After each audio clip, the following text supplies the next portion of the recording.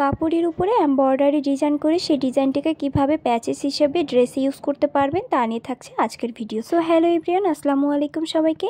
তো প্রথমে খুব সুন্দর একটি ডিজাইন কাপড়ের উপরে এমব্রয়ডারি করে নিতে হবে। দেন এই যে তাতালের সাহায্যে এভাবে ডিজাইনটাকে সাইড থেকে কেটে নিতে হবে। আর হ্যাঁ, অবশ্যই এই ডিজাইনের যে শেষের কর্নারটা থাকবে এখানে বাটন হোল স্টিচ দিয়ে সিকিউর করে নেবেন, তাহলে তাতাল দিয়ে কাটার পরেও কিন্তু ডিজাইনটি অনেক বেশি মজবুত থাকবে এবং এখান থেকে উঠে আসার বা সুতা বের হয়ে যাওয়ার কোনো চান্সই থাকবে না। তো আশা করি বুঝতে পেরেছেন কিভাবে কাজটা করা হচ্ছে। তো সম্পূর্ণ ডিজাইনটিকে এই কাপড় থেকে কেটে নিয়ে তারপরে যে কোনো ড্রেসের উপরে সুন্দর মতো লাগিয়ে নিতে পারলে খুব সুন্দর একটি ডিজাইন কিন্তু তৈরি হয়ে যাবে। আর এরকম প্যাচেস ডিজাইন দিয়ে ড্রেস মেক করলে সেটা দেখতে অনেক বেশি সুন্দর লাগে।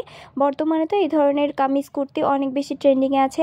তো চাইলে নিজেরা এই ধরনের প্যাচেস ঘরে তৈরি করে নিজেদের ড্রেসের জন্য প্যাচেস তৈরি করে নিতে পারবেন। তো হ্যান্ডমেড এই প্যাচেস তৈরির আইডিয়াটা আপনাদের কাছে কেমন লেগেছে অবশ্যই জানাবেন।